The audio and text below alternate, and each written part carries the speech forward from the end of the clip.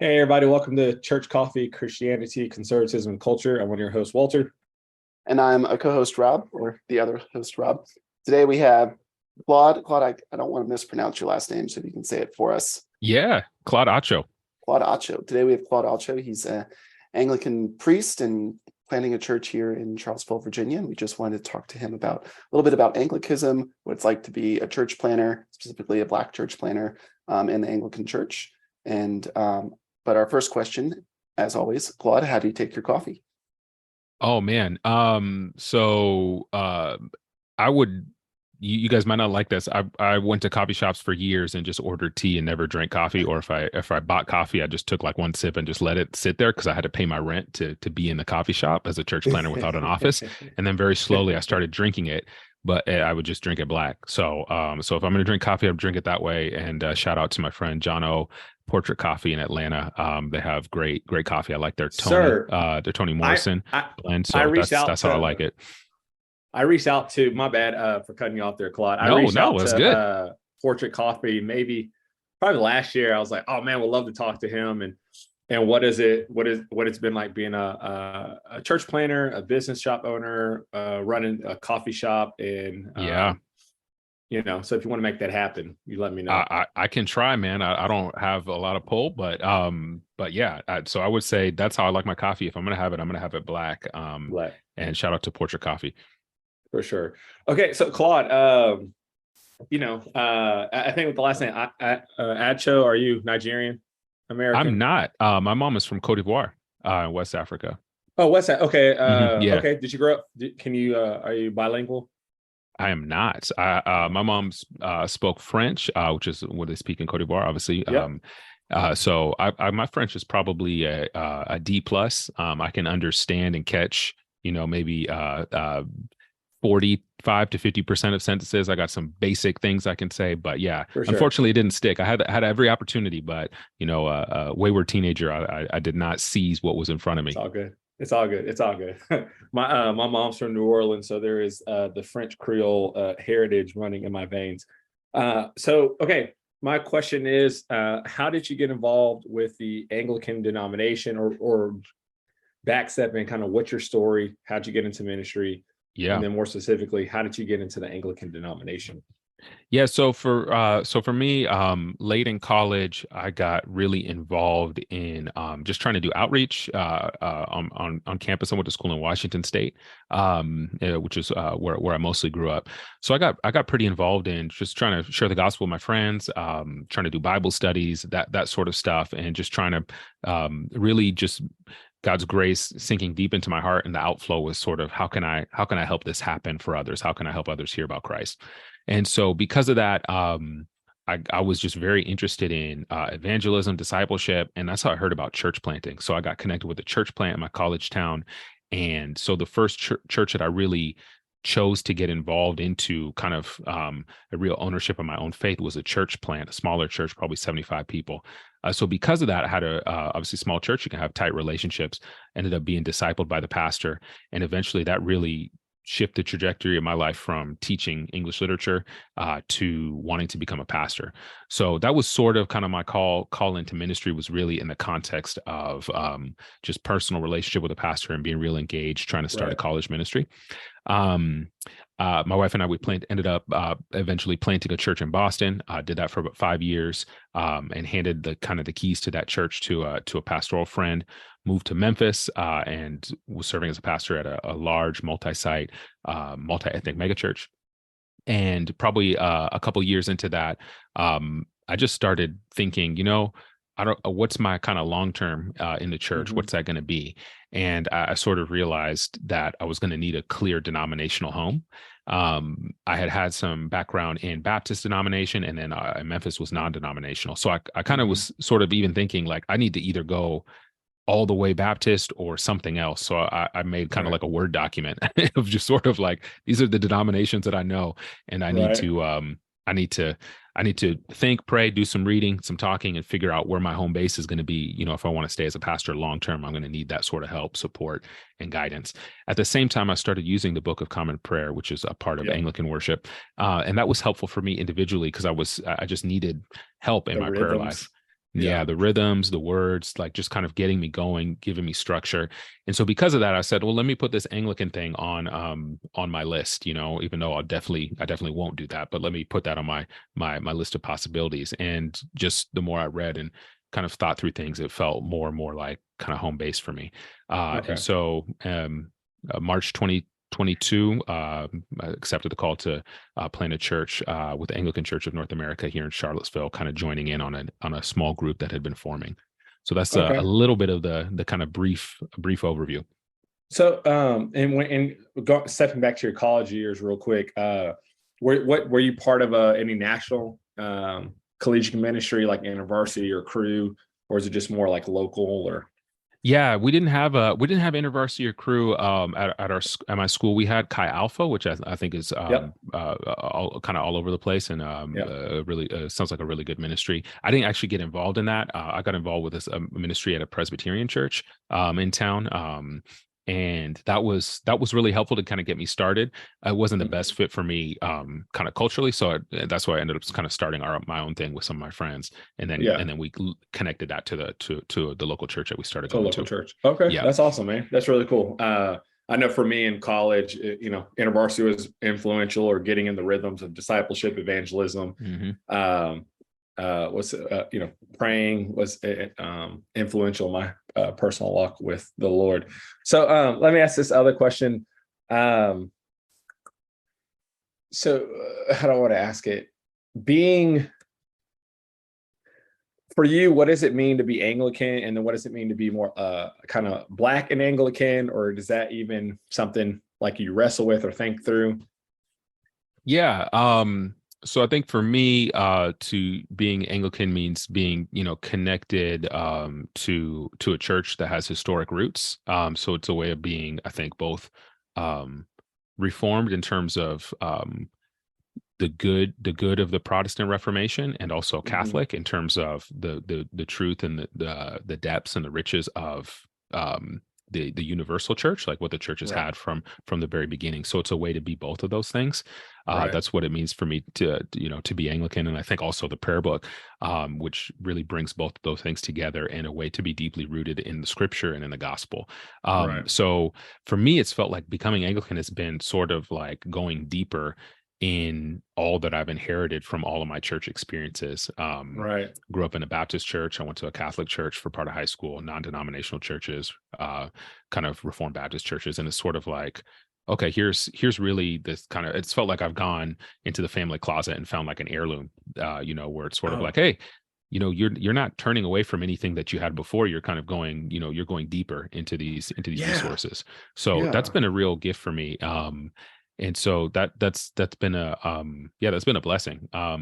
yeah. And then in terms of what that means for me as as a Black person, I think I mean it's different just because there's not as many Black clergy in my denomination, or minority clergy, or even just sort of like people in the congregations. Yeah. It's not as ethnically diverse as, say, at least in the States, right, say as Assemblies of God or non-denominational churches Mhm. or whatnot. So that is different, but I think there's ways to do liturgical worship that I think really capture a lot of the beauty of multi-ethnic, multicultural worship, like what I experienced Yeah. in my church in Memphis. So in a Yeah. lot of ways, I think there's a wonderful opportunity and kind of path forward.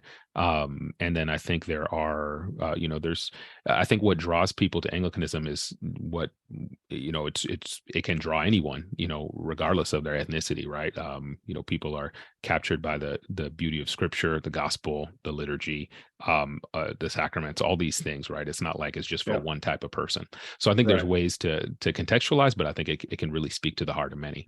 Yeah. I like what you said about it's almost like you went into a closet and you found this family heirloom. That's kind of how I felt going as my journey took me from, traditional missionary Baptist, grew up at the oldest Black church in Dallas, Texas. Mm, And then from there got into non-denominational Presbyterian PCA, and then kind of, Reformed Baptist. And then now we're in this Anglican denomination.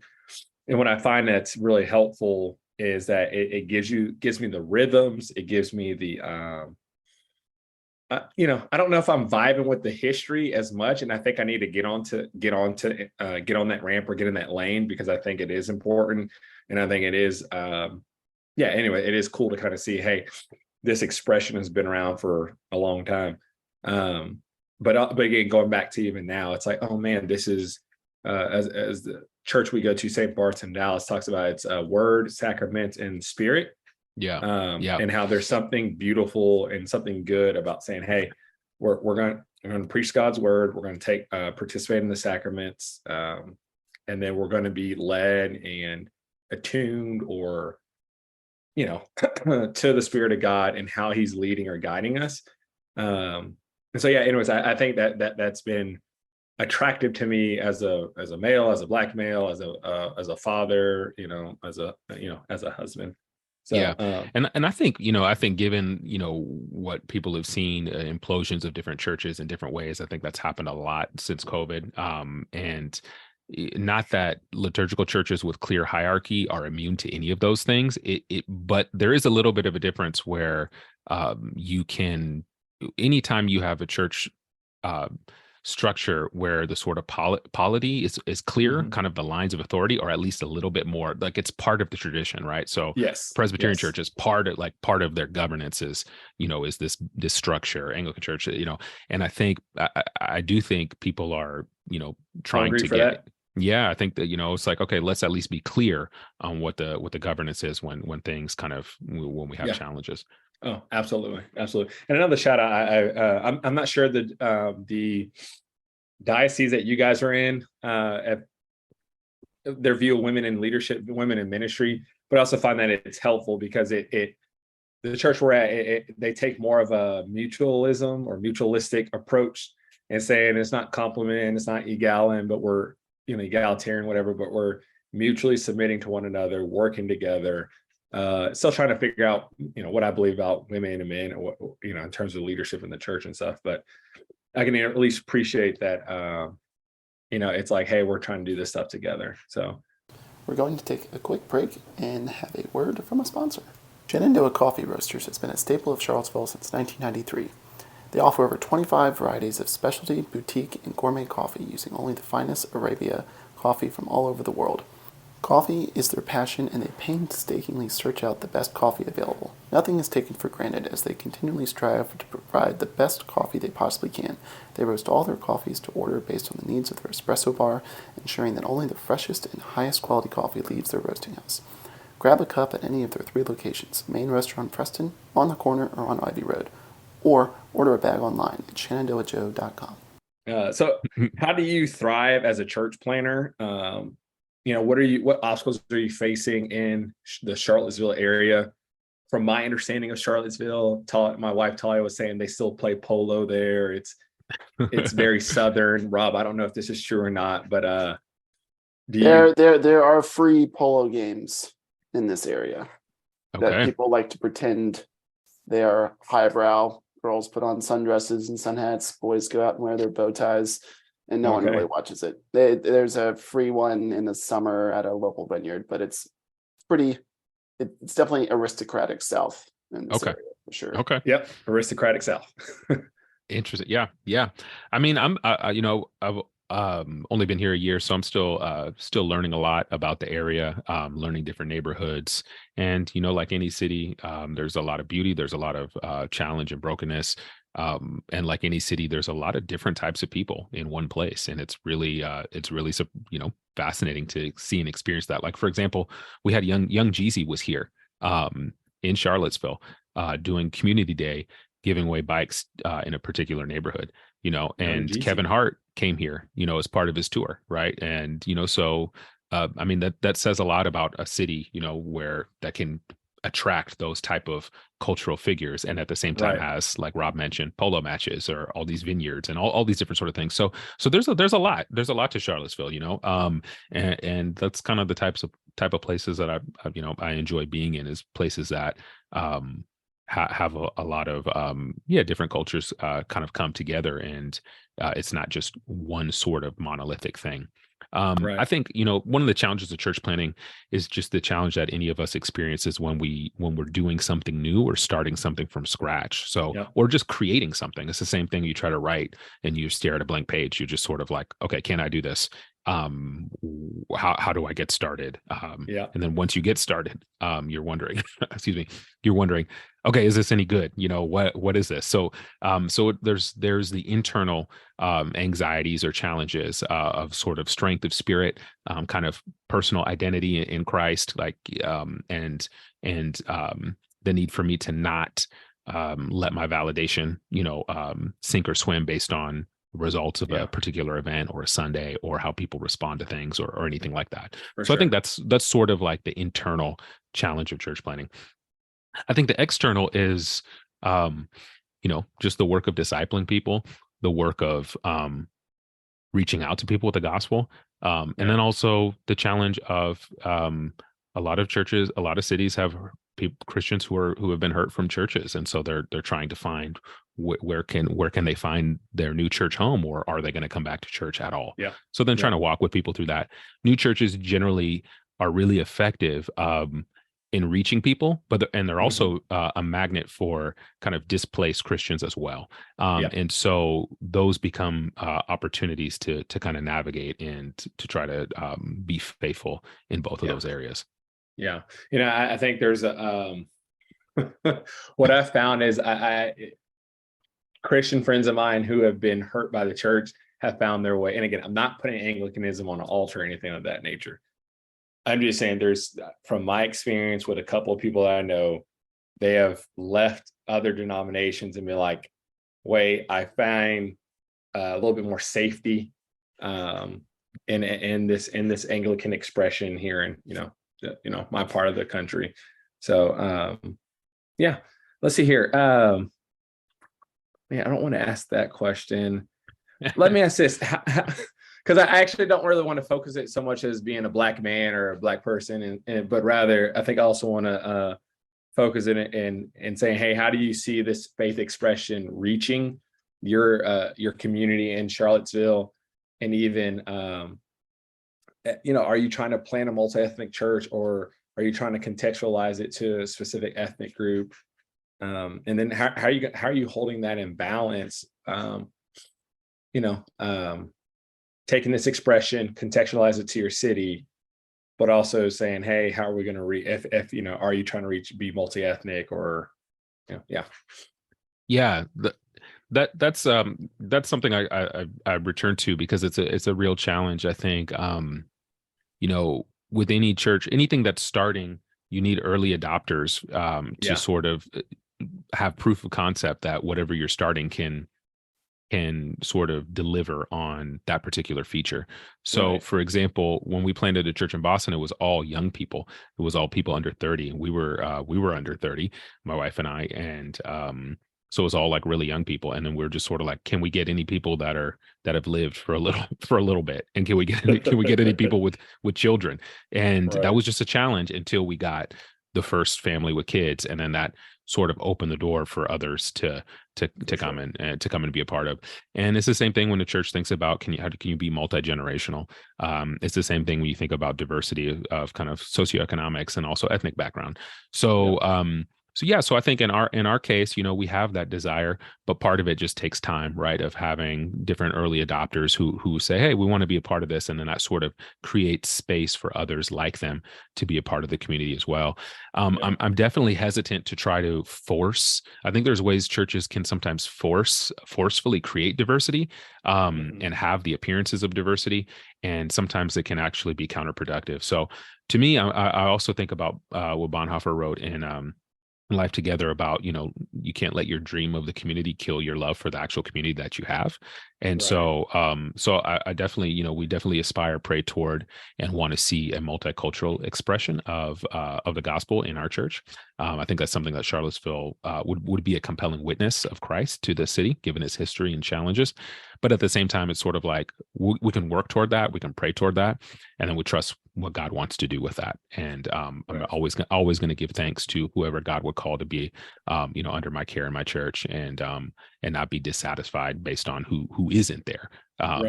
So So yeah, so that's the way I think about it. And so we've definitely seen people of different backgrounds come through the church and with different questions. Like they like some people, really like the preaching, but they're like they could do without, all the kind of liturgical stuff. Some people were like the liturgical stuff. That's the thing that they're really there for. So it's Yeah, really interesting to see. Not everyone hopefully comes to church to be edified, to grow, to be in community around Christ. absolutely. But there's different pieces that people are drawn to, and it's always fascinating to talk with folks and kind of find out, oh, like you really love this, you could care less for this, Yeah, and you don't even, you haven't thought you haven't yeah, thought twice about this other thing that I yeah, thought was, yeah, the really important thing. So it's yeah, just fascinating. Everyone's coming from a different place, but I think that's part of the beauty of getting to be together in the church. yeah. Yeah, I've heard it said it's just like, hey, we do a little bit of everything, so no one's completely satisfied, or like we're gonna try to incorporate what we can, but no one's gonna like 100% of what we do, and that's okay. And I Yep. think there's something in um there's just being a part of the body of Christ on this side of the resurrection, of saying we're not gonna like everything every church does, but like, are they preaching God's word? Is there community? Is there communion? If so, or worship or whatever. Like, if so, then you can be edified, or ought to be Yes. edified, in that church, wherever it may be. And I did like what you said. Don't what did Bonhoeffer say? You said don't let your, what was it? Yeah, he says it better than I said it, but it basically don't let your dream of the community can actually kill your love of the For the community that's community. there, Yeah. essentially is Okay. kind of what he's getting at. Yeah.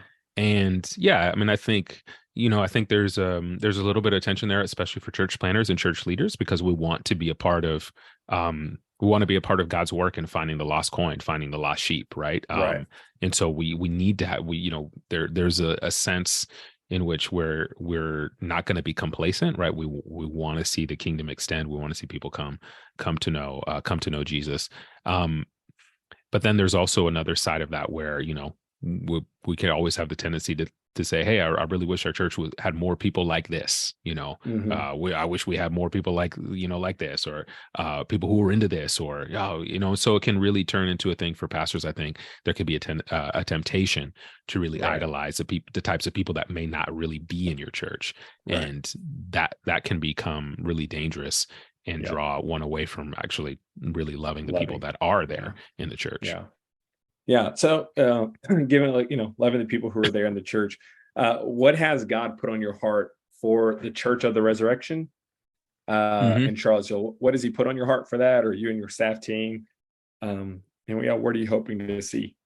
Yeah, we've really talked about the church being kind of marked by three pieces that flow out of the gospel. The first being celebration, the second being invitation, the third being formation, and really that those flow from what God has done for us in Jesus. And I think for me it was important for us to really start framing what we're doing as a church plant with that first pillar of celebration, that rather than actually starting with like what we're going to accomplish, the fundamental reality of the church, I think, is actually one of joy and praise because of what God has Yes, already done. So what He that's has really already done. that I think that's the fundamental thing. The reality for the church is that the church will exist in a new heavens and new earth, but we won't have a mission, but we will have celebration. We will have joy over Mhm. what God has done. So fundamentally, that's what we want to be about. We want to be a community of joy because of the gospel.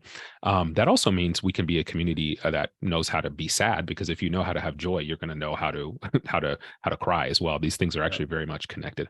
An authentic life before God really is what we're talking about. So we've talked a lot about that, a lot about uh, our life is a response to the good news. And out of that, then we actually have something to invite people into, right? We want to be a part of Jesus telling people, hey, come and see, Yeah. come and see the goodness and the beauty and the truth of who I am. So we do want to have mission. We do want to reach out. We do want to engage, but that comes from the foundation of the gospel. And then thirdly, formation. We want to see Christ formed in us and also in others. And so we've really tried to build our life together around those three pillars. So we've talked a Mhm. lot about how can we be How can we be a church of joy? We give thanks. How can we be a church of hospitality? How can we invite others into our homes, and then also on Sundays make it a place where people who don't know the gospel can feel as included and participatory as possible in the formation? How can we help others go deeper with Christ? And I think for us, all of those things are, we want to do those with the people that we have, and we're not super concerned about growing big and fast quickly, but we want to focus more on doing those things.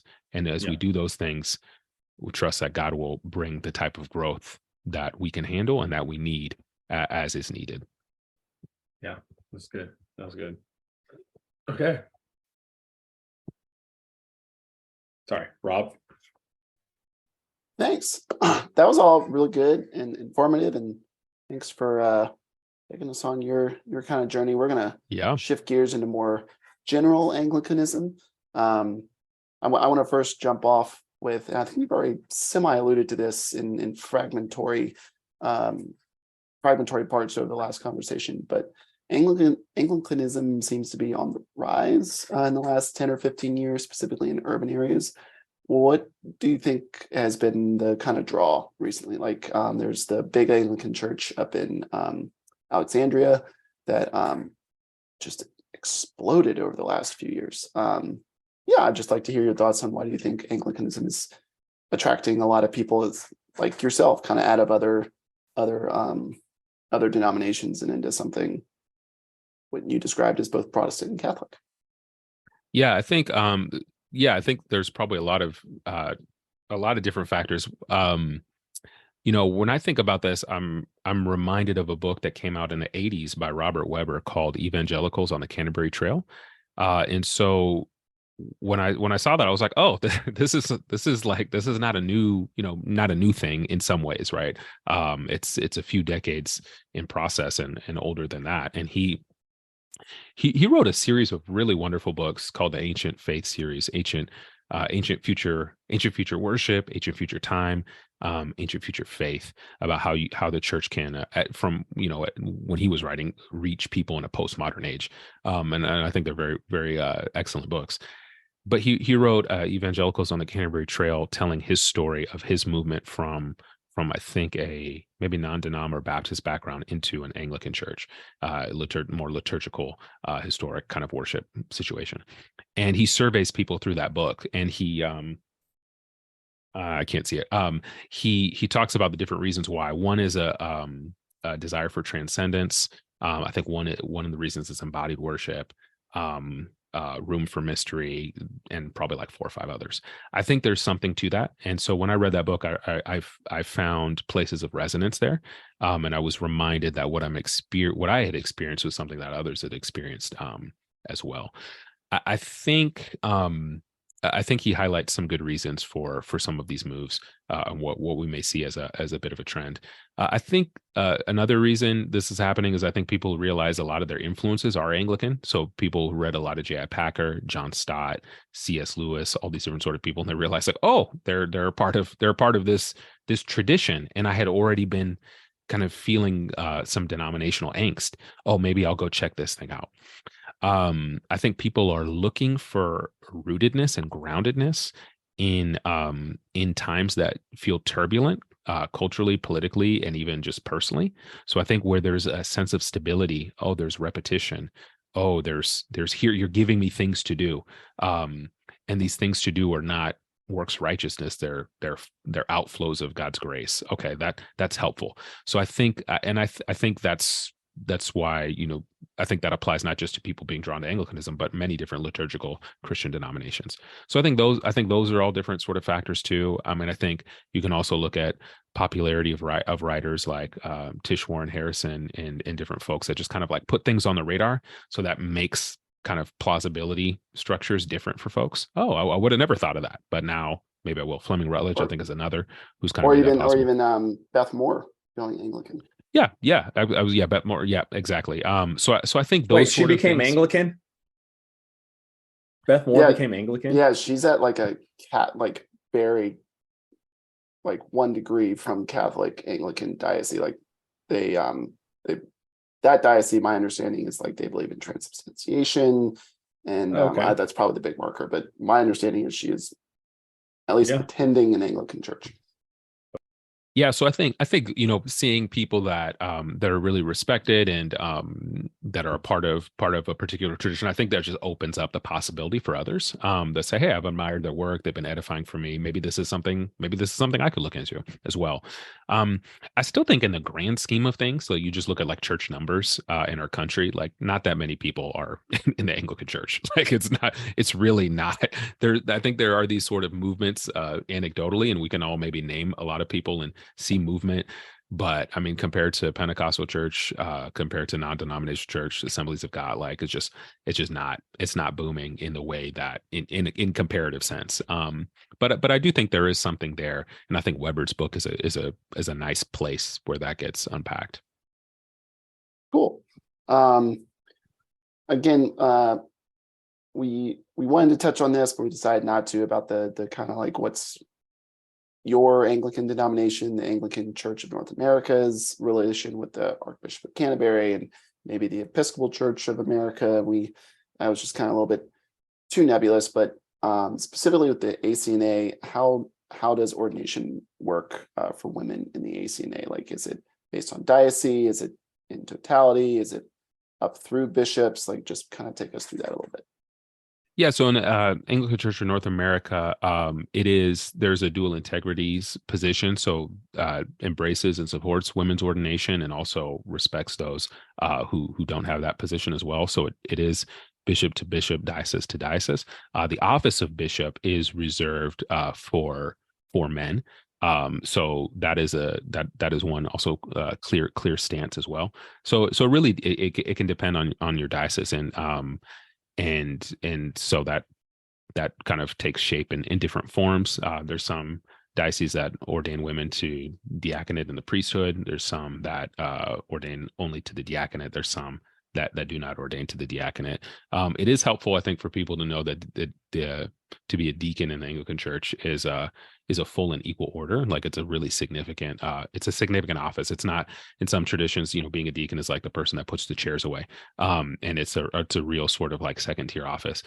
Each office, bishop, priest, deacon, is always first a deacon, because the call to be a deacon is a call to be a servant. And that's what Christ did when he said he came not to be served, but to serve and to give his life as a ransom for many. So and ordination washing muddy feet. I mean, what and washing feet. Yeah. More servant act than that. Yeah. Yeah. So the exams I took to become a deacon was a pretty intense process and a pretty rigorous exams. So it's a really beautiful and significant office. So in some kind of dual integrities approach, which I think, you asked Rob, why do people, why are we seeing kind of anecdotally this draw to people maybe moving from evangelical, I think especially non-denominational churches into Anglicanism. I think maybe for some people it is a move into a more expansive way of embracing the gifts of women in the church. And I think that kind of dual integrities approach, I think, sort of represents that in some ways. So yeah, that's kind of the way things have been in the ACNA. And I think there's something really compelling, I think, about having shared essential convictions and on other secondary important things, trying to still link arms. Yeah. Great. I was going to say this. Go ahead, Walter. Yeah. So, when people realize that some of their favorite authors are Anglican, me and my wife are like, we went through the InterVarsity ranks. I was on staff with InterVarsity, and I was like, wait a minute. I think I wouldn't be surprised if most InterVarsity staff are Anglican. Wait a minute. InterVarsity came out of England. Of course, it reminds me of Anglican. Even in the whole interdenominational, you're like, oh yeah, we're Anglican. This makes sense. Yeah. Do you know when the ACNA started ordaining women, like roughly? I don't know. I'm not sure. ACNA, excuse me. ACNA is I guess relatively young. It began with a move of churches in America and Canada moving out of the Episcopal Church over doctrinal sort of disintegration in multiple different ways. So that happened, I think, in the mid 2000s. 03, 04, and then I think like officially in 09. So I can't, I don't, my history is not sharp on this. I'm not sure if that dual integrities approach was there from the beginning or later or what. But I think from the beginning. But again, I would say, yeah, I wouldn't put money on that. Nope. And kind of going with the same kind of cultural, at least church cultural question. Is gay marriage allowed in the ACNA? I know it's allowed in other Church of England, Anglicanish denominations, but No, so yeah. So ACNA is holds a historic Christian position on that. That marriage is from one man, one woman. So Church of England had recently passed a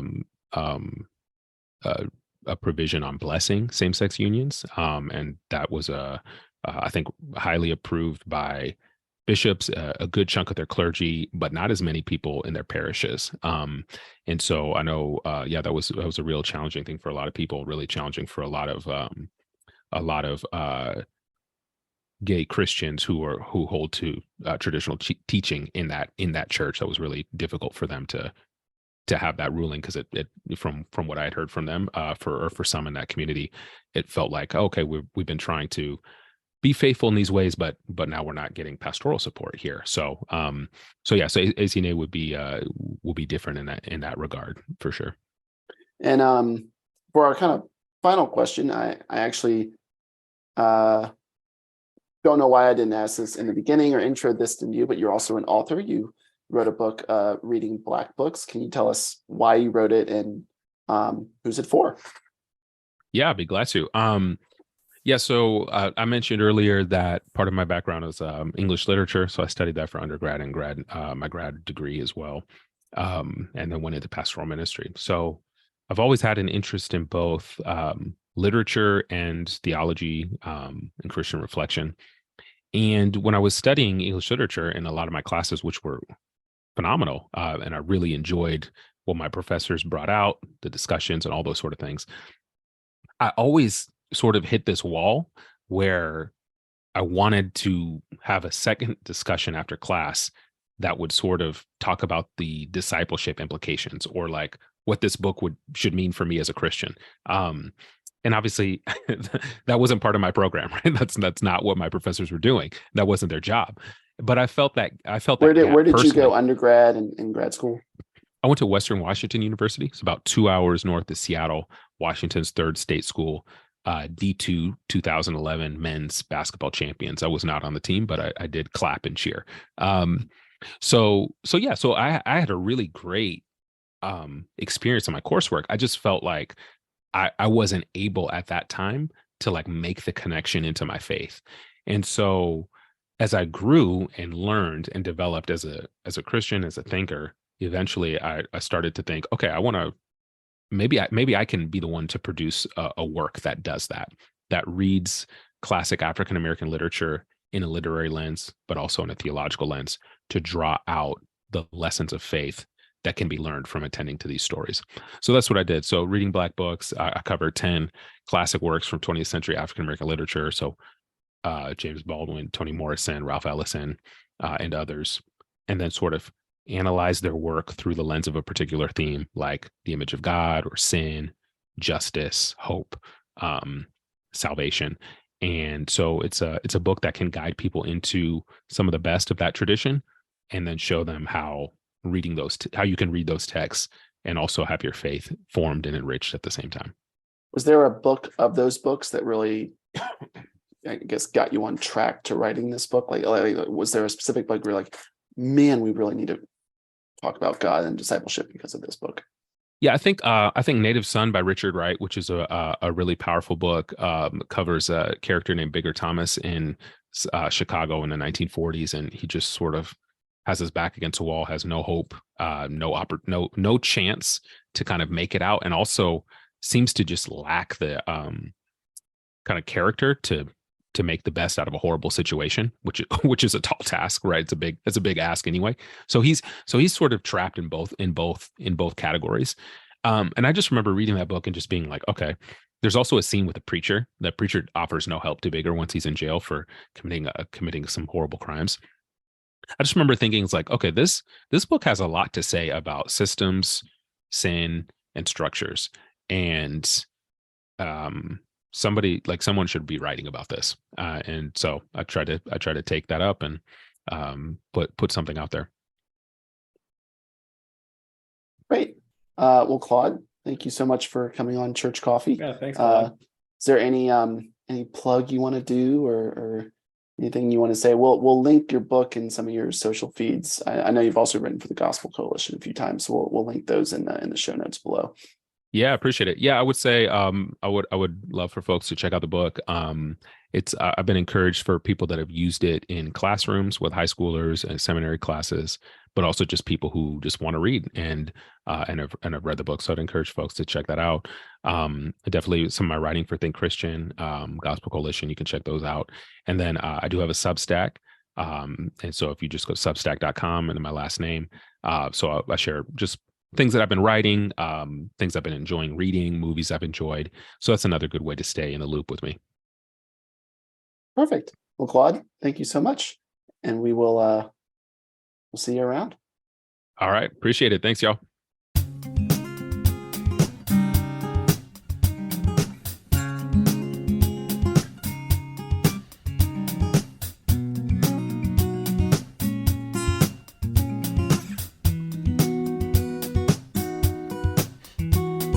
Our album art was done by my wife, and our theme music was composed by TJ Stokes.